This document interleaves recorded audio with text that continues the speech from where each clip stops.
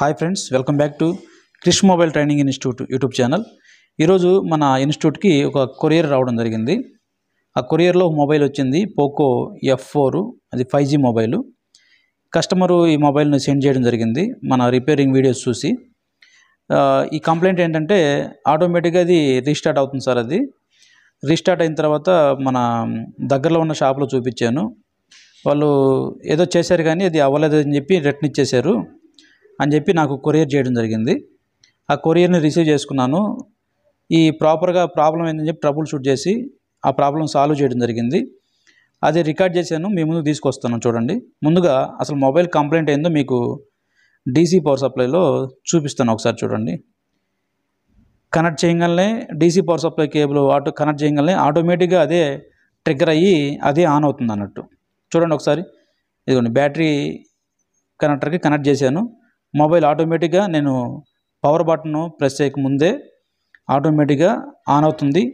కొన్నిసార్లు ఏమో fast boot మోడ్లోకి వెళ్తుంది, కొన్నిసార్లు ఏమో పోకో అని వచ్చి రీస్టార్ట్ అవుతూ ఉంది. ఇది కంప్లైంట్. చూడండి, ఫాస్ట్ బూట్ మోడ్లోకి వెళ్తుందా, మరలా ఆన్ అవుతుంది, మరలా రీస్టార్ట్ అవుతూనే ఉంది. చూడండి, డైరెక్ట్గా అయితే ఆటోమేటిక్గా అదే ఆన్ అవుతుంది. ట్రిగ్గర్ చేయకముందే ఆటోమేటిక్గా ఆన్ అవుతుంది, రీస్టార్ట్ అవుతూ ఉంది. ఇది కంప్లైంటు.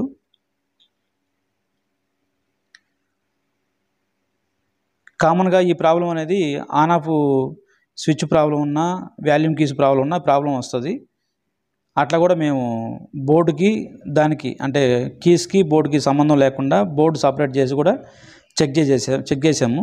అయినా కానీ అది సేమ్ కంప్లైంట్ ఉంది. అదే ఆన్ ఆఫ్ కీలో వాల్యూమ్ కీస్లో ప్రాబ్లం అయితే కాదు, అది బోర్డులోనే ప్రాబ్లం అని మాకు అర్థమైంది. ఇక్కడ చూడండి ఒకసారి, కంటిన్యూగా అలా రీస్టార్ట్ అవుతూనే ఉంటుంది.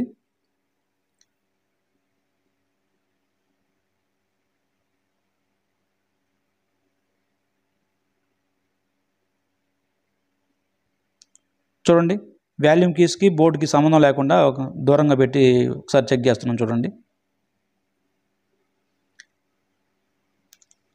ఇది డ్యూయల్ బ్యాటరీ కనెక్టర్ కాన్సెప్ట్. ఇది డ్యూయల్ బ్యాటరీ కనెక్టర్ కాన్సెప్ట్.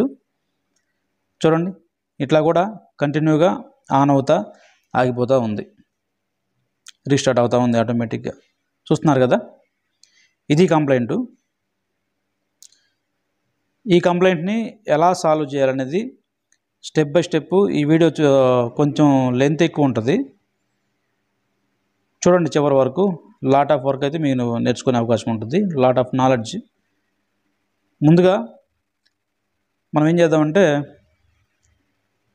వేరే షాప్కి వెళ్ళి వచ్చిందని చెప్పి చెప్తున్నారు కదా కస్టమరు, వాళ్ళు ఏమేమి వర్క్ చేశారో కొంచెం అబ్జర్వ్ చేద్దాము. ఎక్కడెక్కడ వర్క్ చేశారు, ఏమేమి వర్క్ చేశారు అనేది కొంచెం అబ్జర్వ్ చేయాలి ఖచ్చితంగా. ఎందుకంటే వాళ్ళు ఏం చేశారనే దాన్ని బట్టి కూడా మనం రిపేర్ మీదకి రిపేరు ఈజీ అయ్యే అవకాశం అయితే ఉంటుంది. చూడండి, నార్మల్గా అయితే చుట్టుపక్కల ఏమీ డ్యామేజ్ అయితే చేయలేదు, ఇది ఓకే. తర్వాత బోర్డు అవతల పక్క ఏమన్నా చేశారేమో ఒకసారి చూపిస్తున్నాను, ఒకసారి చూడండి. ఇక్కడ చూడండి, ఈ పక్క కూడా బోర్డు ఫ్రెష్గానే ఉంది, ఎటువంటి షీల్డ్ కట్ చేయడం కానీ షీల్డ్ రిమూవ్ చేయడం కానీ ఏం చేయలేదు. ఇది చూడండి, ఇక్కడ చూడండి,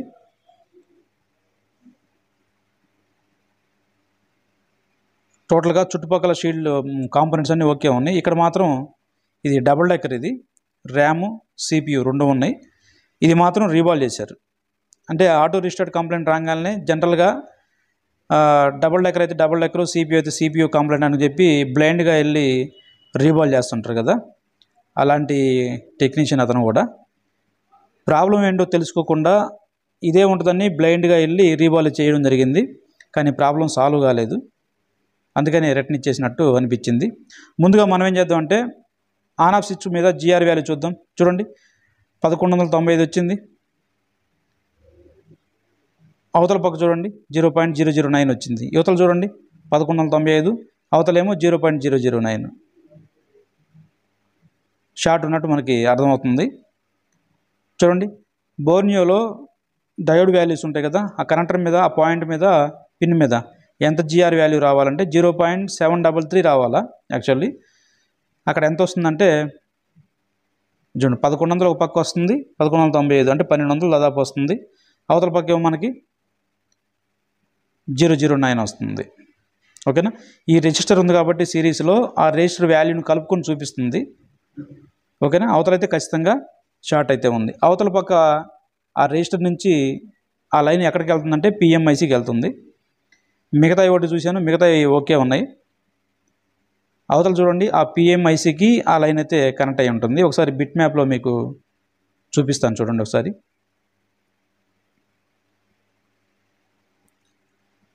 ఇదిగోండి వాల్యూమ్ కీస్ మీద ఫాస్ట్ బుడ్ మోడ్లోకి వెళ్తుంది కదా. వాల్యూమ్ కీస్ ఏమైనా ప్రాబ్లం ఉన్నాయేమో వాటి మీద జిఆర్ వాల్యూ చెక్ చేస్తున్నాం చూడండి.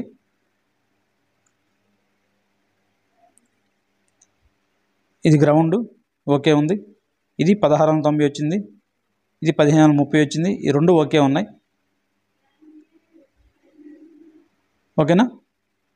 ఈ రెండు ఓకే ఉన్నాయి. వీటిలో ఏం ప్రాబ్లం అయితే మనకి కనిపించలేదు. పవర్ కీలోనే మనకి ప్రాబ్లం అయితే కనిపించింది. ఎందుకంటే ఒక పక్క 009 వచ్చింది, అంత జిఆర్ తక్కువ రాకూడదు.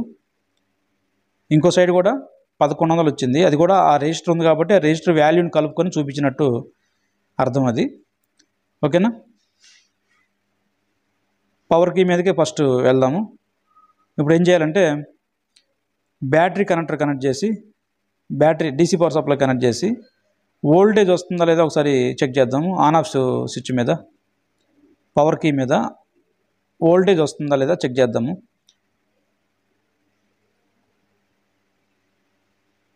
చూడండి ఎటువంటి వోల్టేజ్ అయితే రావట్లేదు. జిఆర్ ప్రాబ్లం అనిపించింది, వోల్టేజ్ కూడా ఏం రా. ఓకే చూడండి ఏమి వోల్టేజ్ అయితే రావట్లేదు కదా.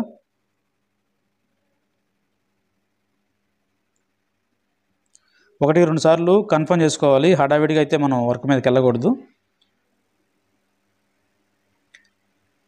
ఈ లైన్ అయితే పవర్ కీలోకి వెళ్ళడం జరిగింది, అంటే పవర్ ఐసీలోకి వెళ్ళడం జరిగింది. ఆ పవర్ ఐసీ అయితే షీల్డ్ ఉంది, దాని మీద షీల్డ్ జాగ్రత్తగా రిమూవ్ చేసుకొని ఆ పవర్ ఐసీ అయితే మనం తీయాల్సి వస్తుంది. ఈ షీల్డ్ ఎలా కట్ చేసుకోవాలి ఏంటనేది మీకు ప్రాపర్గా తెలుసు కాబట్టి నేను ఫాస్ట్ ఫార్వర్డ్ పెట్టడం జరిగింది. చూడండి నీట్గా ఆ షీల్డ్ అనేది తీసుకోవాలి. కట్టర్తో కట్ చేయడం మంచిదా, హీట్ పెట్టి తీయడం మంచిదా అంటే మీ ఎక్స్పీరియన్స్ని బట్టి మీరు తీసుకోవచ్చండి, దాంట్లో ఏమి ప్రాబ్లం ఏం లేదు. కట్టర్తో కొంతమందికి నీట్గా వస్తుంది, కొంతమందికి హీట్ పెట్టి తీస్తే నీట్గా వస్తుంది. మీకు ఎలా కంఫర్ట్గా ఉంటే అలా తీసుకోవచ్చు. ఇక్కడ చూడండి ఇదే ఐసీ. అది ఆ షీల్డ్ తీసేటప్పుడు చిన్న కాంపోనెంట్ అయితే మిస్ అయింది, కెపాసిటర్ మిస్ అయింది. నో ప్రాబ్లం, డైరెక్ట్గా ఐసీ రిమూవ్ చేస్తున్నాం చూడండి. ఐసీ రిమూవ్ చేసిన తర్వాత షార్ట్ అనేది ఉందా లేదా ఒకసారి మళ్ళీ చెక్ చేసుకోవాలి. చూడండి ఐసీలో ఏ ప్యాడ్కి వచ్చింది అది. ఇక చూడండి ఐసీ కింద ఒక ప్యాడ్కి అయితే వచ్చింది. దాని మీద ఒకసారి జిఆర్ వాల్యూ చెక్ చేద్దాం, షార్ట్ ఉందా పోయింది అనేది. ఇక చూడండి జిఆర్ వాల్యూ మారిపోయింది, ఇక్కడ మారిపోయింది, అక్కడ కూడా మారిపోయింది. ఐసీ తీసినాక జిఆర్ వాల్యూ ఎట్లా వస్తుంది అంటే ఇదే లైను ఛార్జింగ్ ఐసీ కూడా కనెక్ట్ అయి ఉంది. ఆ ఛార్జింగ్ ఐసీ కనెక్ట్ అయింది కాబట్టి జిఆర్ వాల్యూ అనేది రావడం జరిగింది. ఒక సైడ్ 500, ఇంకో సైడ్ 1500 వచ్చింది. ఇందాకేమో ఒక సైడ్ 0.009 వచ్చింది, ఇంకో సైడ్ ఏమో 1100, 1200 వచ్చింది కదా. రెండు పక్కల జిఆర్ వాల్యూ అనేది మారింది. ఇప్పుడు ఈ ఐసీఏ ప్రాబ్లం అని మనకు అర్థమైంది. ఐసీ రిమూవ్ చేయగానే షార్ట్ పోయింది కదా, ఇంకా ఐసీ చేంజ్ చేయాల్సి వస్తుంది. ఐసీ చేంజ్ చేయాలంటే ముందుగా ఆ కింద ప్యాడ్స్ మొత్తం నీట్గా క్లీన్ చేసుకొని వేరే ఐసీ మీద అయితే మనం చేంజ్ చేయాల్సి వస్తుంది. నీట్గా క్లీన్ చేసుకున్న తర్వాత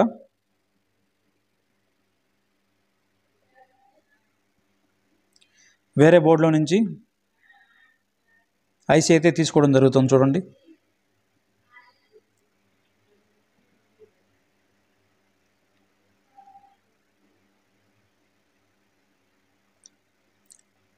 ఐసీని దానికి చేంజ్ చేసి చూడాలి.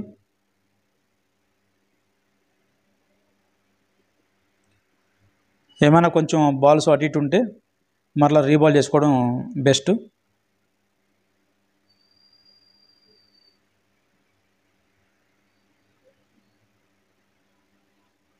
ఫ్రెండ్స్, మీరు నమ్మరు కానీ ఈ మొబైల్ అనేది ట్రబుల్ షూట్లో మాకు ఒక రోజంతా తినేసింది. మరుసటి రోజు మార్నింగు 10:30కి అయితే ఈ మొబైల్ రెడీ అయింది. 1 డే అండ్ మరుసటి రోజు 10:30కి అయితే మొబైల్ రెడీ అయింది. ఇంత టైం దాని మీద స్పెండ్ చేసాము, మొత్తానికి సక్సెస్ చేయగలిగాము. ఈ ఫీల్డ్లో ఎక్కువ పేషెన్సీ ఉండాలండి, ఓపిక ఉండాలి. హడావిడి చేసామంటే పని అయితే అవ్వదు. చూడండి, ఐసీ రీబాలింగ్ పర్ఫెక్ట్ అయితే అయిపోయింది. ఇక ఐసీ ఫిక్స్ చేసేదని ట్రై చేస్తున్నాను, ఒకసారి చూడండి.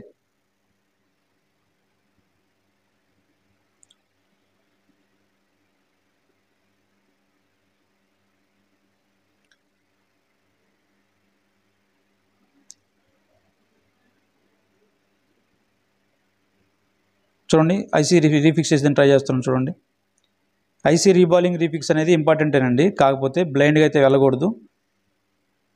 ట్రబుల్ షూట్ ముఖ్యం, troubleshoot main. Troubleshoot కేఎంటీలో ప్రాపర్గా ఉంటుందని 100% నేను గ్యారెంటీ ఇస్తాను. ట్రబుల్ షూట్ కానీ చేయడం రాకపోతే ఈ మొబైల్ నా కాడ కూడా రెడీ అయ్యేది కాదు. ఎందుకంటే నేను కూడా ఒకవేళ నాకు కూడా రీబాలింగ్ రీఫిక్స్ అయితే నేను కూడా CPU ర్యామ్ రీబాల్ చేసేవాడిని, అంతకుమించి ఏం చేసేవాళ్ళం కాదు. ఓకేనా, ట్రబుల్ షూట్ తెలుసు కాబట్టి ట్రబుల్ షూట్ ద్వారా వెళ్ళాము, ఆ మొబైల్ రెడీ అయింది. చూడండి, GR వాల్యూ ఓకే అయింది, ఇక్కడ కూడా GR వాల్యూ ఓకే అయింది.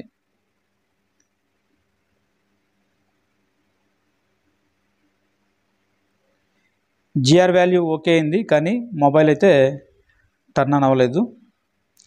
ఎందుకు టర్న్ ఆన్ అవ్వలేదంటే వోల్టేజ్ చెక్ చేస్తున్నాం. చూడండి, GR వాల్యూ ఓకే అయింది కదా, ఇప్పుడు వోల్టేజ్ చెక్ చేద్దాము. 1.7 వచ్చిందా? ఇందాక వోల్టేజ్ కూడా రాలేదు, ఇప్పుడు వోల్టేజ్ కూడా వచ్చింది. ఇందాక GR వాల్యూ ప్రాబ్లం ఉంది, ఇప్పుడు కూడా GR వాల్యూ ఓకే అయింది, వోల్టేజ్ కూడా వచ్చింది. ఇందాక వోల్టేజ్ రాలేదు, ఇప్పుడు ట్రిగ్గర్ చేస్తే మాత్రం ఎటువంటి రెస్పాన్స్ లేదు. ఇది అసలైన ట్విస్ట్. ఇక్కడ లైన్ క్లియర్ అయింది, వోల్టేజ్ ఓకే అయింది, కానీ ట్రిగ్గర్ అవ్వట్లేదు. ఎందుకు ట్రిగ్గర్ అవ్వట్లేదు అంటే సెకండరీ PMIC దగ్గర ఏమైనా షార్ట్ సర్క్యూట్ ఏమైనా ఉందేమో చూస్తున్నాను. అక్కడ ఏమి షార్ట్ సర్క్యూట్ అయితే కనిపించలేదు. ఇంక ఎక్కడికి వచ్చామంటే ఛార్జింగ్ ఐసీ కాడికి వచ్చాం. ఎందుకంటే ఈ లైను మరలా ఛార్జింగ్ ఐసీ కనెక్ట్ అయ్యింది కదా. ఛార్జింగ్ ఐసీలో ఎటువంటి పరిస్థితి ఉందో ఒకసారి చూద్దామని చెప్పి ఛార్జింగ్ ఐసీ కాడికి రావడం జరిగింది. 8250B ఛార్జింగ్ ఐసీ కాడికి అయితే రావడం జరిగింది. ఈ ఛార్జింగ్ ఐసీ కాడ అనుకోకుండా బూట్ పవర్ అనే కెపాసిటర్ షార్ట్ అయింది. చూడండి, 8150B ఇచ్చాడు. ఇటు షార్ట్ చెక్ చేస్తుంటే ఇక్కడ మాకు ఒక వింత అనుభవం ఎదురైంది. ఇక్కడ చూడండి, బూట్ పవర్ క్యాప్ ఇది. ఈ క్యాప్ షార్ట్ అవ్వడం అనేది చాలా రేరు. ఇక్కడ చూడండి, మీకు బిట్ మ్యాప్లో కూడా చూపిస్తున్నాను. బూట్ పవర్ క్యాప్ అది, దీని మీదకి 5 వోల్ట్ అయితే వస్తుంది. ఈ బూట్ పవరు తర్వాత VARB 2 క్యాప్స్ అయితే ఉంటాయి ఛార్జింగ్ ఐసీ దగ్గర. ఈ క్యాప్స్ అయితే షార్ట్ అవ్వడం చాలా రేరు, కానీ ఇది షార్ట్ అయింది. ఈ క్యాప్ రిమూవ్ చేస్తున్నాం. చూడండి, ఎందుకు డైరెక్ట్గా ఐసీ తీయచ్చు. ఐసీ ప్రాబ్లం ఉందా, కెపాసిటర్ ప్రాబ్లం ఉందా ఫస్ట్ ఫైండ్ అవుట్ చేయాలి. కెపాసిటర్ చిన్నది కాబట్టి కెపాసిటర్ రిమూవ్ చేసాము. తర్వాత షార్ట్ చెక్ చేసినప్పుడు కెపాసిటర్ రిమూవ్ చేయగానే షార్ట్ అయితే పోయింది. ఇక్కడ చూడండి, కెపాసిటర్ రిమూవ్ చేసాము, ఐసీ తీయకుండానే కెపాసిటర్ రిమూవ్ చేసాము. ఒకసారి షార్ట్ చెక్ చేస్తున్నాం. చూడండి, పోయింది కదా, GR వాల్యూ ఓకే అయింది. ఒక సైడ్ గ్రౌండ్, ఒక సైడ్ వాల్యూ, ఇది గ్రౌండ్, ఇది వాల్యూ, షార్ట్ అయితే పోయింది. అంతే, కెపాసిటర్ షార్ట్ అయింది. ఓకేనా, అయినా కానీ మొబైల్ అయితే టర్న్ ఆన్ అవ్వలేదు. ఎందుకు? ఇక మెయిన్ రీజన్ ఏంటంటే ఈ మొబైల్లో VPH పవర్ అనేది జనరేట్ అవ్వాలి. ఇది అసలైన ట్విస్ట్ అన్నట్టు. జనరల్గా ఎవరైనా కానీ ఆటో రిజిస్టర్డ్ కంప్లైంట్ వస్తే VPH వస్తుందని అనుకుంటారు జనరల్గా ఎవరైనా కానీ ఈ మొబైల్లో VPH పవర్ అనేది జనరేట్ అవ్వాల.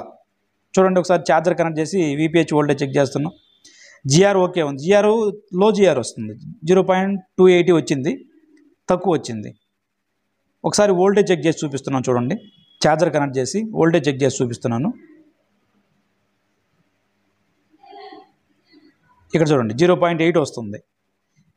జనరల్గా ఆటో రిజిస్టర్డ్ కంప్లైంట్ వస్తే VPH వస్తుంది అనుకుంటారు ఎవరైనా కానీ ఇది ఆటో రిజిస్టర్డ్ కంప్లైంట్లు ఉన్నప్పుడు VPH పవర్ కూడా జనరేట్ అవ్వాలి. అసలు మైండ్ పోయింది. అసలు ఇట్లా కూడా ప్రాబ్లమ్స్ వస్తున్నాయి అని చెప్పి మైండ్ పోయింది. నిజంగానే అవాక్ అయినా. మరి VPH పవర్ ఎవరు ఇస్తారంటే ఛార్జింగ్ ఐసీ ఇస్తుంది. ఇంక ఛార్జింగ్ ఐసీ మీదకి వెళ్ళి ఛార్జింగ్ ఐసీ చేంజ్ చేయడం ట్రై చేస్తున్నాను. ఎందుకు VPH పవర్ జనరేట్ అవ్వలేదు అంటే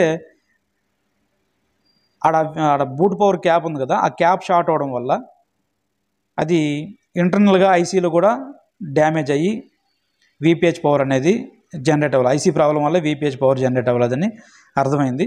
ఇక ఏం చేయాలంటే వేరే ఐసీ చేంజ్ చేయాలి కదా.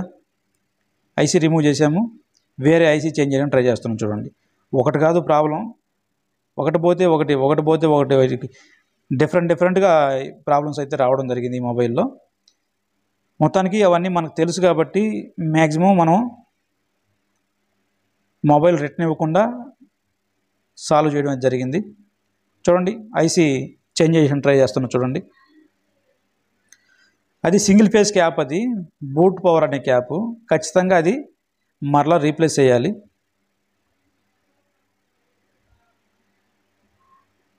నీట్గా విక్ అయితే చేసుకున్నాము. ఇదంతా ఫాస్ట్ ఫార్వర్డ్లో పెట్టడం జరిగింది. చెప్పాను కదా ఒక రోజంతా పట్టిందని. అంతా పెట్టాలంటే మీకు తలనొప్పి వస్తుంది. చూడండి, జిఆర్ వాల్యూ ఏమైనా చేంజ్ అయింది చూస్తున్నాం. జిఆర్ వాల్యూ ఏం చేంజ్ అవ్వలేదు. ఐసీ అయితే వేస్తున్నాం. చూడండి,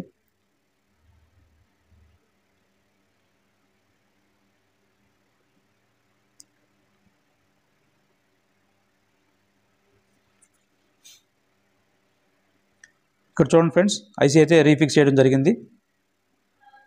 బూట్ పవర్ క్యాప్ కూడా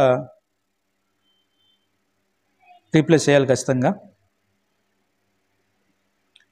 ఫ్రెండ్స్, ఇటువంటి నాలెడ్జ్ మీకు ఇంకా షేర్ చేస్తాను. అయితే మీరు చూసి కామ్గా ఉండకుండా వీలైనంత వరకు ఈ వీడియోను షేర్ చేయండి. షేర్ చేస్తే మనకి ఎక్కువ మందికి రీచ్ అయ్యే అవకాశం ఉంటుంది. ఎక్కువ మందికి రీచ్ అయిందంటే ఇలాంటి కంటెంట్ ఉన్న వీడియోలు ఎక్కువ చేసే అవకాశం అయితే ఉంటుంది. ఎక్కువ మందికి రీచ్ అయ్యేలాగా షేర్ చేయండి. మీకు వాట్సాప్ గ్రూపులు ఉంటాయి కదా, టెక్నీషియన్ గ్రూపులు, అటువంటి గ్రూపుల్లో షేర్ చేయండి. ఇక్కడ చూడండి, ఇప్పుడు వోల్టేజ్ చెక్ చేస్తున్నాం. చూడండి, 3.0 వస్తుంది. ఛార్జింగ్ ఐసీ చేంజ్ చేసిన తర్వాత వోల్టేజ్ చెక్ చేస్తే 3.0 అయితే రావడం జరిగింది. ఇది ఓకే. VPH పవర్ డన్ అయింది. ఆన్ ఆఫ్ స్విచ్ కూడా క్లియర్ అయింది. తర్వాత బూట్ పవర్ క్యాప్ ఉంది కదా, బూట్ పవర్ క్యాప్ మళ్ళీ రీప్లేస్ చేయాలి. అది వేస్తున్నాం. చూడండి, సింగిల్ ఫేజ్ క్యాప్ ఖచ్చితంగా వేయాలి, వేయకుండా ఉండకూడదు. ఈ క్యాప్ మీదకి 5 వోల్ట్ అయితే మనకి వస్తుంది. రైట్,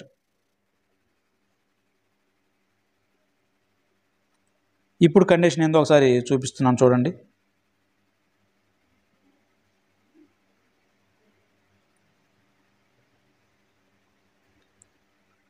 ఒకసారి పవర్ కీ మీద వోల్టేజ్ వస్తుందా లేదా, జిఆర్ ఓకే ఉందా లేదా ఒకసారి చెక్ చేసి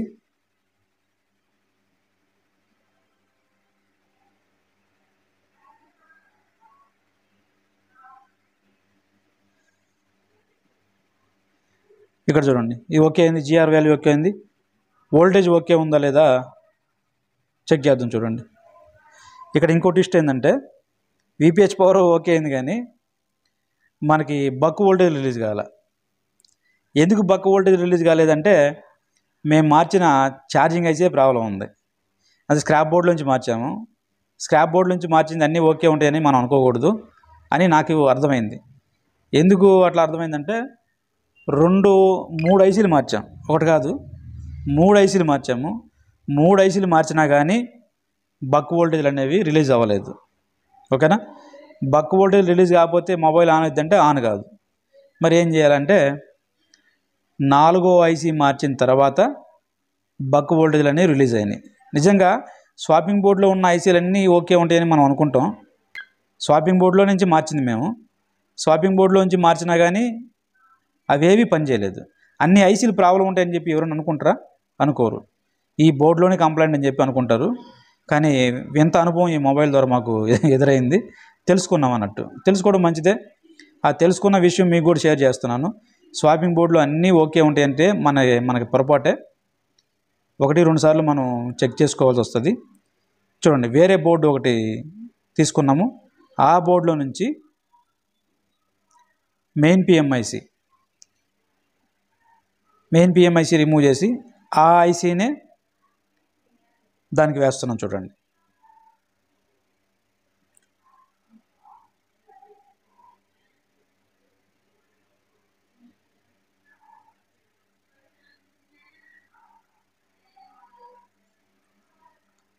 చూడండి నీట్గా రీబాల్ అయితే చేసుకోవాలి. రీబాల్ చేసి రీఫిక్స్ అయితే చేసుకోవాల్సి వస్తుంది.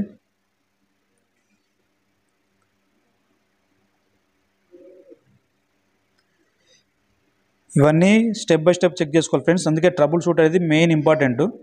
కేఎంటీ ఇన్స్టిట్యూట్లో ట్రబుల్ షూట్కి మెయిన్ ప్రిఫరెన్స్ అయితే ఇస్తాము.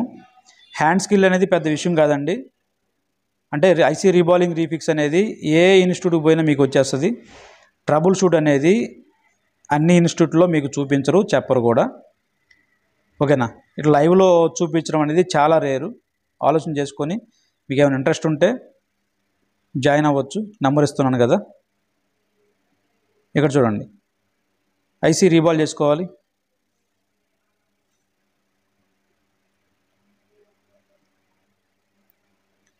ట్విస్టుల మీద ట్విస్టులు అయితే ఇచ్చింది మొబైల్. ఇది మొత్తానికి దాన్ని సాల్వ్ చేయడం అయితే జరిగింది.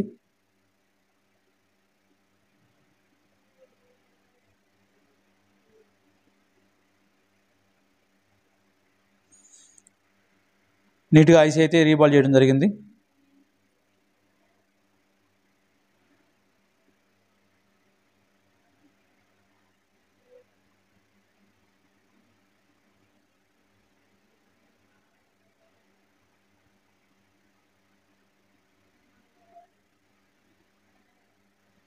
చూడండి, నీట్గా క్లీన్ చేసుకొని ఐసీ అయితే బోర్డుకి ఫిక్స్ చేయాలి.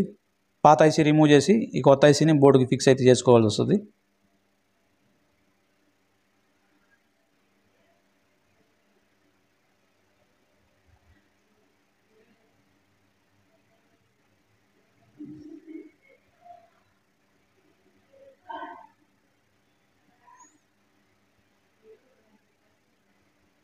చూడండి, నీట్గా రీబాలింగ్ అయితే అయిపోయింది.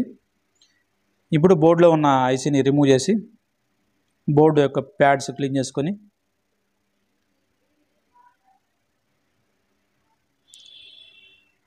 ఈ ఐసీని దాంట్లో పేస్ట్ చేయాల్సి వస్తుంది. ఈ వీడియో ఎడిట్ చేయడానికి కూడా చాలా టైం అయితే పట్టింది ఫ్రెండ్స్. ఎందుకంటే ఒక రోజంతా ఉన్న వీడియోని ఎడిట్ చేయడం అనేది ఎక్కడ ఇంపార్టెంట్ కాదని చెప్పి ఇంపార్టెంట్ అయిన దగ్గర స్లో చేసుకోవడం, ఇంపార్టెంట్ కాని దగ్గర ఫాస్ట్ ఫార్వర్డ్లో పెట్టడం అనేది అంత మామూలు విషయం కాదు. ఇంతలాన కష్టపడి ఈ వీడియో అయితే చేయడం జరిగింది. ఎందుకు చేయడం జరిగిందంటే ఎంతో కొంతమందికి రీచ్ అయిద్దని అనుకుంటున్నాను. కానీ మీకు ఉపయోగపడితే లైక్ చేసి వీడియోను వేరే మీ వాట్సాప్ గ్రూపులు ఉంటాయి కదా, టెక్నీషియన్స్ గ్రూపులు, వాటికి షేర్ చేయండి. చూడండి, ఐసీ రిమూవ్ చేయడం జరిగింది. మరలా ఐసీ రీఫిక్స్ చేయడం కూడా జరుగుతుంది. చూడండి, ఏంటి కింద ప్యాడ్స్ క్లీన్ చేయకుండా వేస్తున్నారంటే మేము అంతేను, ప్యాడ్స్ ఏం క్లీన్ చేయము, అట్నే వేస్తాం. ఓకేనా? అంటే మన హ్యాండ్ స్కిల్ ప్రాపర్గా ఉంటే అట్లా కూడా చేసుకోవచ్చు, అది చెప్తున్నాను. ఓకేనా? రైట్. ఐసీ అయితే రీఫిక్స్ చేయడం జరిగింది. ఇక్కడ చిన్న మిస్టేక్ జరిగింది. వోల్టేజ్ అయితే బక్ వోల్టేజ్ చెక్ చేయలేదు, కానీ మొబైల్ అయితే టర్న్ ఆన్ అయింది. చూడండి, జిఆర్ వాల్యూ ఓకే అయిందా? ఇప్పుడు ట్రిగ్గర్ అవుతుంది. చూడండి, ఇందాక ట్రిగ్గర్ అవ్వలేదు, ఇప్పుడు ట్రిగ్గర్ అవుతుంది. మొత్తం ఓవరాల్గా మొత్తం ఓకే అయింది. బ్యాటరీ డీసీ పవర్ సప్లై పెడుతున్నాం. చూడండి, ఇప్పుడు ట్రిగ్గర్ చేస్తున్నాము. ఇప్పుడు చూడండి, ట్రిగ్గర్ అయింది. ఓకేనా?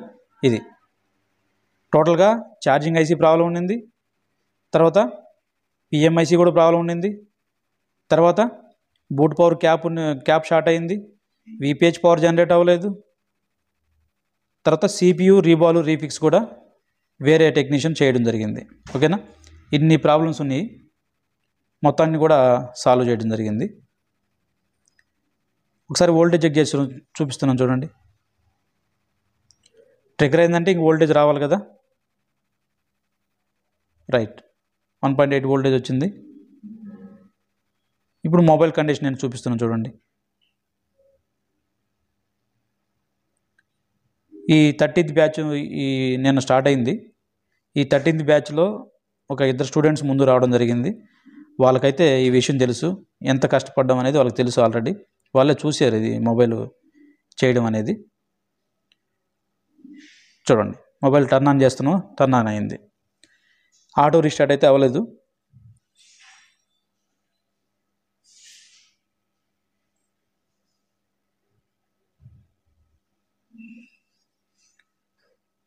చూడండి, షావమీ హైపర్ ఓఎస్ అని చెప్పి సెకండ్ లోగో వచ్చింది. సెకండ్ లోగో వచ్చిన తర్వాత మొబైల్ అయితే టర్న్ ఆన్ అయింది పూర్తిగా కంప్లీట్గా. అయితే మన బ్యాడ్ లక్ ఏంటంటే, customer bad luck, front camera అయితే డ్యామేజ్ అయ్యింది. వేరే షాప్లో ఇచ్చారని చెప్పాను కదా, వాళ్ళు దాన్ని డ్యామేజ్ చేశారు. ఫ్రంట్ కెమెరా అయితే పనిచేయలేదు. చూడండి, నంబర్ చూపిస్తున్నాను, మన నంబరు. కీప్యాడ్ కూడా మనకి టచ్ కూడా ప్రాపర్గా వర్క్ అవుతుంది. ఓకేనా? ఇట్లా ఉంటాయి ఫ్రెండ్స్. ట్రబుల్ షూట్ అయితే మెయిన్ ఉంటుంది మన దగ్గర. ఇంట్రెస్ట్ ఉంటే జాయిన్ అవ్వచ్చు. రీబాల్ రీఫిక్స్ పెద్ద మ్యాటర్ కాదండి. గట్టిగా కూర్చుంటే ఒక 10 days 20 daysలో వచ్చేస్తుంది. ట్రబుల్ షూట్ అనేది మెయిన్. నేను ప్రాపర్ నాలెడ్జ్ ట్రబుల్ షూట్ గురించి ఇస్తాను. మన కాడ basic level, advance level, chip level, master level 3 levels ఉన్నాయి. మీ వర్క్ను బట్టి మీరు తీసుకోవచ్చు. ఓకేనా?